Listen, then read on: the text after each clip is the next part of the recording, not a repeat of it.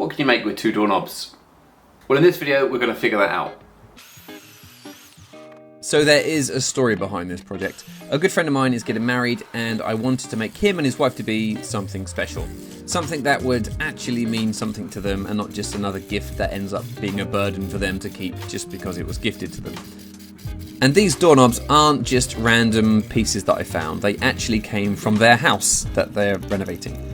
They took them off as part of the renovations and let me have them to make into something else.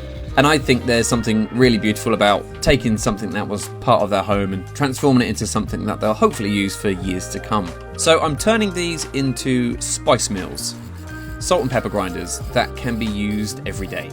I know they love cooking, so the plan is that every time they cook together or every meal that they share, they'll be using something made from their own home, which was handmade by a friend, especially for them. And this is what I love about making things by hand. In a world of mass-produced stuff that breaks and gets thrown away, there's something really powerful about creating something that will last and will hopefully be cherished for years to come. In my opinion, the best gifts aren't the ones that you can buy on Amazon, they're the ones that carry meaning and tell a nice story. But part of my problem in this project is the tools I have to make them are very basic. The lathe I have is an entry level and it's really not designed to do the things I wanted it to do. And you'll see the struggles I had as we go through the video. So here I'm using a skew chisel, which should give me a very flat and smooth finish, and it doesn't. And that is one of the issues that I was fighting with. You'll see a bit later on when I find the root cause of the problem. So what I ended up doing was using a coarse sandpaper, about 80 grit, to get rid of all of the tool marks and then work my way up to 120, then 240, all the way up to 600 grit. One of the complications of this project is getting the right grinding mechanism. So you can buy these lathe kits for pepper grinders and salt mills that look a little bit like this. And you have this grinding mechanism at the bottom, and at the top you have a screw, and what happens is the screw at the top pulls it all together and keeps it nice and tight. The problem is I want to have this doorknob at the top, so I can't have this thread going through. I don't really want to put a hole in the top. So I had to find something a little bit different. And what I have found is this one, which allows for a top piece to be turned on the lathe, which interlocks with the shaft through this bit here, which will then turn the bit at the bottom, which stays still. The challenge I'm going to have now is making this piece interface to the door handle.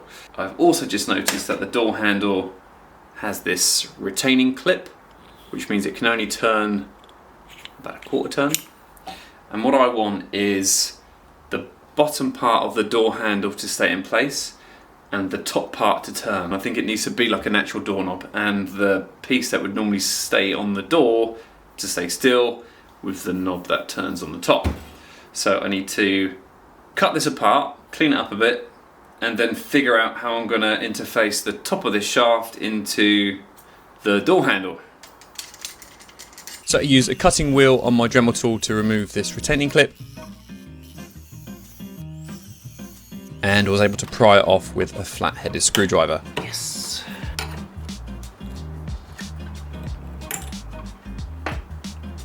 Unfortunately, the door handle did not just pull straight out, so it took a little bit of grinding to get the lip off. And I was reminded of what could go wrong when you're pulling something apart with all your might in an area where there's sharp corners on things. Ah, mother! Didn't even hurt. Ouch. So this part would have been much easier if I had a tailstock with a drill chuck attachment that I could just wind in to cut the hole up the middle of the spice grinder. But mine doesn't have that. I've only got basically a screw thread. So all I could use was a hand drill.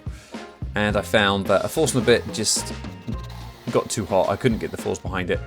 So it was a bit of trial and error using a spade bit, which seemed to work the best. And with the sharp chisel, I made that wider. What I was doing here was putting a tapered edge on the side of this hole so that when I put the next size up, it would self-locate and wouldn't jump around. Funnily enough, I found the drill bits cut better when the lathe was not turning.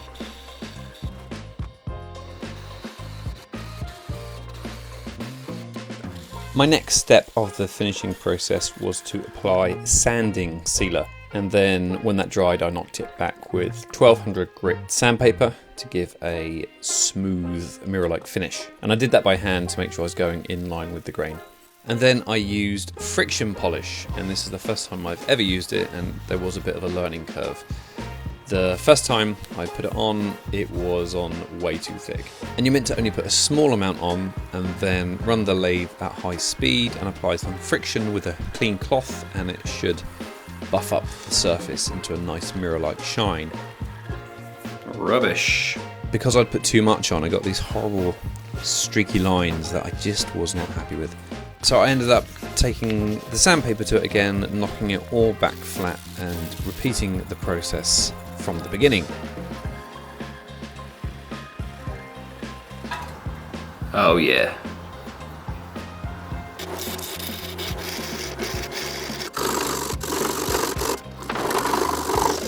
Now on the other one I did a different shape, you'll see why in a moment. And with this one I followed the exact same process of shaping with the roughing gouge. And there's a lesson here in taking measurements with a sharp pointed tool on a spinning piece of wood. Yikes!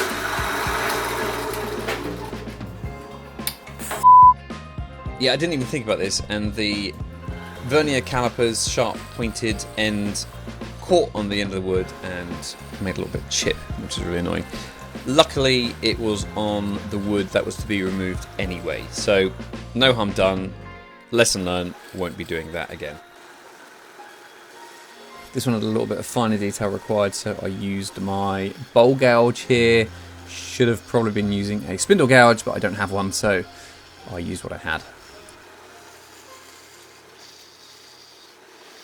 And the finish was quite rough. I just could not get these tool marks out. And I put it down to vibration, and when I opened the end of the lathe up, I noticed that my pulley wheel was completely worn out. And that was vibrating the whole thing and making the piece jump around, which meant I was not getting a smooth finish. So I tried doing a bit of a fix with some foil tape to fill the gap. That didn't work, so I put another layer in. That looked like it was going to work, but once it was all tightened up, it did not. So, because I was on a deadline for getting this ready for the wedding, I just had to work with what I had. So that was with the lathe that put out lots of vibrations, and I combated that just with lots of sanding to get the finish I needed.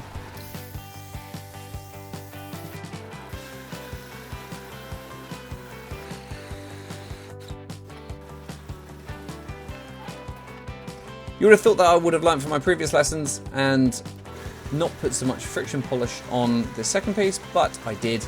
And it resulted in lots of horrible streaks, which I had to spend a lot of time sanding down to start again. Ah, it's horrible.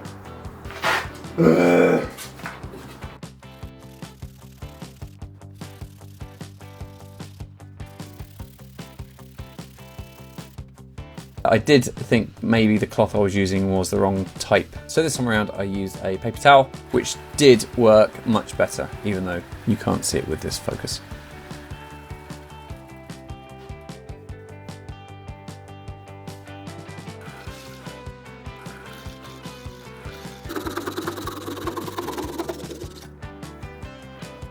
Now I needed to put a hole in the top because I couldn't go deep enough with my hand drill. So for this I could use a pillar drill, and that went through much easier. I was being very careful here to make sure I held on through a cloth so that it didn't scratch if it span. And I also had to keep chalking it up on larger blocks below to get deep enough to meet the hole that I drilled in from the bottom. And then when I still couldn't go deep enough, I moved the bit out lower, and luckily was deep enough to meet the hole that came out from the bottom.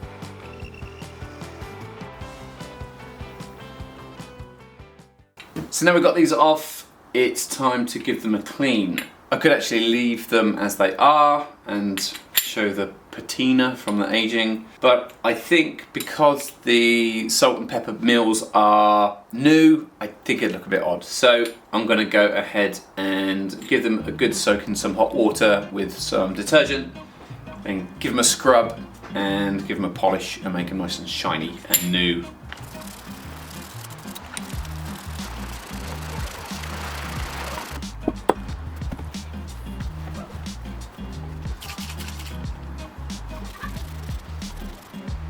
Oh, wow.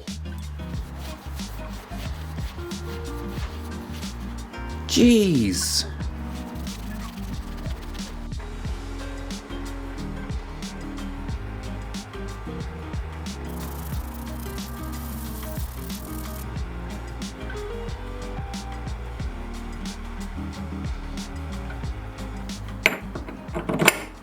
One of the challenges of this being a custom build is that I need to interface the shaft of the grinder to the hole in the door handle.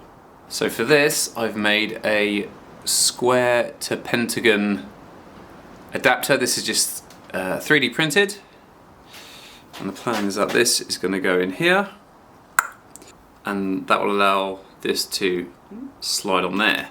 But it's a bit tight, so a bit of rubbing needed, I think.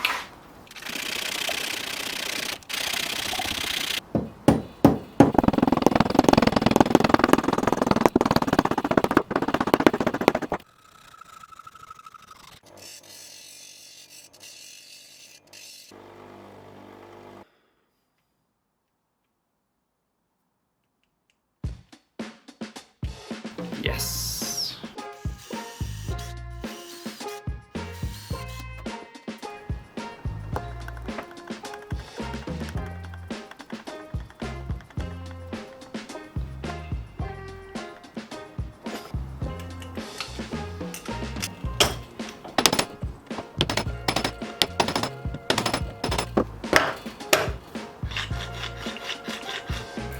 Last thing left for these is to apply a coat of microcrystalline wax, which will give it a food safe water repellent finish and should buff it up to a nice shine.